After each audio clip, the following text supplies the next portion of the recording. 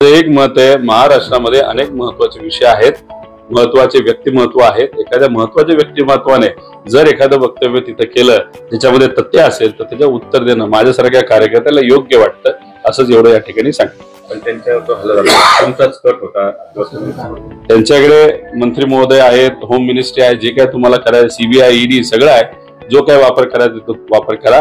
पण आम्ही मेन मुद्दा जो आहे शेतकरी, कष्टकरी, युवा, विद्यार्थी, आमच्या माता भगिनी यांचा मुद्दा, शहरी भाग आणि ग्रामीण भागातले गरीब यांच्यासाठी खऱ्या अर्थाने न्याय देण्यासाठी या सरकारने काम केलं पाहिजे. हाच मुद्दा सातत्याने आम्ही तिथे घेत राहू. हे बघा, मी व्यक्तिगत त्यांच्या जीवनामध्ये तिथं जाणार नाही. विषय एवढाच आहे की जेव्हा 4 वर्षापूर्वी ती घटना घडली होती, दिशा सालेंनी जेव्हा सुसाईड केली होती, तेव्हा त्यांचे आई वडीलच म्हणले होते त्या बाबतीतलं राजकारण करू नये. आता इथं सुरुवात कोणी केली आहे तर त्यांच्या वडिलांनी तिथं केलेली आहे. आणि आता पोस्टमॉर्टम रिपोर्ट आलेला आहे. जे काय सांगितलं जात होतं की एका मुलीवर तिथं बोललंही आपल्याला थोडंसं वाईट वाटतं, तेव्हा रेप झाला होता, पण रिपोर्ट जर बघितला तर तसं काही घडलं नव्हतं. म्हणजे कुठेतरी वडिलांनी हा मुद्दा हाती घेऊन जी मुलगी तिच्या क्षेत्रामध्ये चांगलं कार्य करत होते, कुठेतरी नाराज असेल म्हणून सुसाईड त्यांनी तिथं केलं. पण असं उगीच काही गोष्टी मुद्दामून मुलीबद्दल पुढे आणणं आणि येत असेल तर ते योग्य नाही असं माझ्यासारख्याला वाटतं. त्यामुळे त्या बाबतीतला विचार आई वडिलांनी करावा. पण वडील व्यक्तिगत जीवनामध्ये काय करतात तो त्यांचा विषय आहे.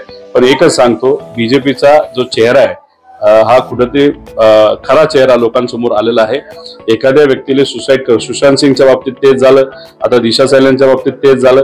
सुसाईड केलं त्याला राजकीय रंग दिला गेला, फक्त बिहार आणि मुंबईच्या इलेक्शनसाठी त्याचा वापर तिथं झाला.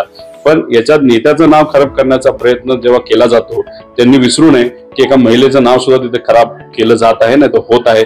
पण एवढी विचार करण्याची क्षमता ही बीजेपीच्या नेत्यांकडे आहे असं मला वाटत नाही. त्यांना हृदय सुद्धा लागतं, जे असे विषय, संवेदनशील विषयाला राजकीय वळण न देण्याचं, जे भाजपच्या कुठल्याही नेत्यांकडे नाही असं आपल्याला म्हणावं लागेल. हे सरकार डोकं न लावता निर्णय घेत आलेला आहे. आजपर्यंत गेल्या 2.5 वर्षात तेच केलं, आता सुद्धा तेच करत आहेत. अनेक असे निर्णय जे चुकलेले आहेत आणि कोणाचा पैसा वाया गेलाय तर गरीबाचा टॅक्सचा पैसा तिथं वाया गेलेला आहे.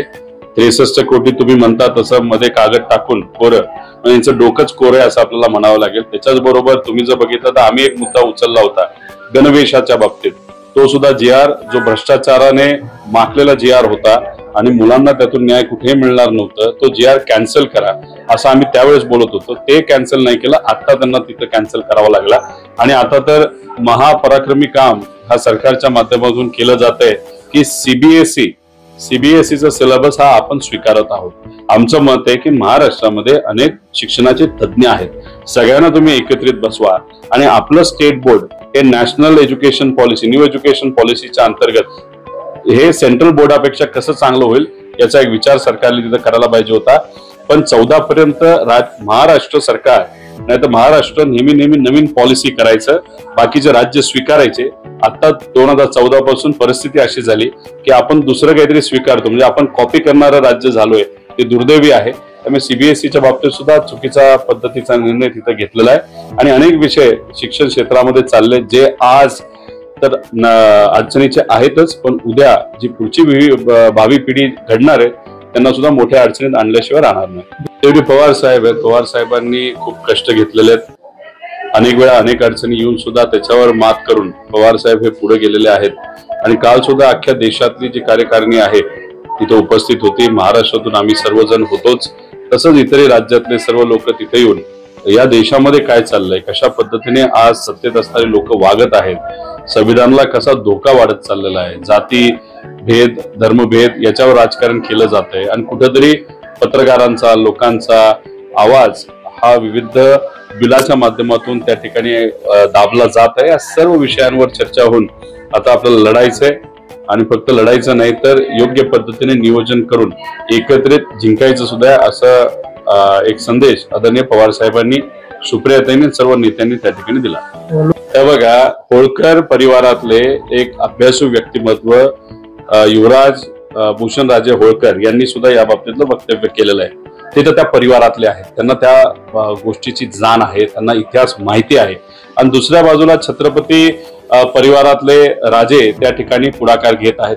या दोघांना एका समितीमध्ये घ्यावं, तज्ञांची समिती तिथे करावी आणि सगळ्यांनी एकत्रित बसून योग्य असा निर्णय घ्यावा।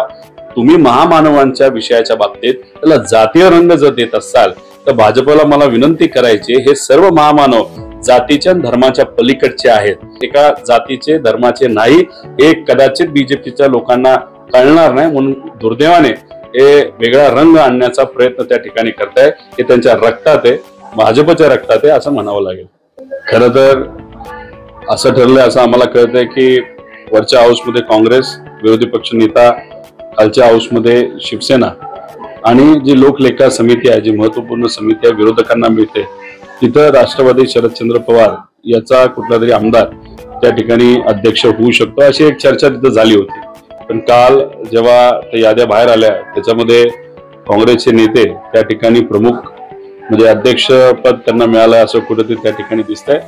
आता शेवटी नेते त्या बाबतीतला योग्य असा निर्णय घेतील। पण महत्वाचं काय की आपण जेव्हा विरोधात एकत्रित आहोत, आपण लढाई सुद्धा एकत्रित लढलेली आहे, तेव्हा चर्चा करून काय गोष्टी व्हायला पाहिजे होत्या। वरती चर्चा झाली होती नव्हती हे माझ्यासारख्याला तरी माहित नाही, पण जे काय मला कळालंय तशी चर्चा होऊन सुद्धा अशा पद्धतीने काल याद्या त्या प्रसिद्ध झालेल्या आहेत। शेवटी नेते त्या बाबतीत योग्य असा निर्णय घेतील अशी अपेक्षा करूया। नवीन घडामोडी पाहण्यासाठी आजच आम्ही मुंबईकर 24 तासला लाईक करा, सबस्क्राईब करा आणि अपडेट रहा।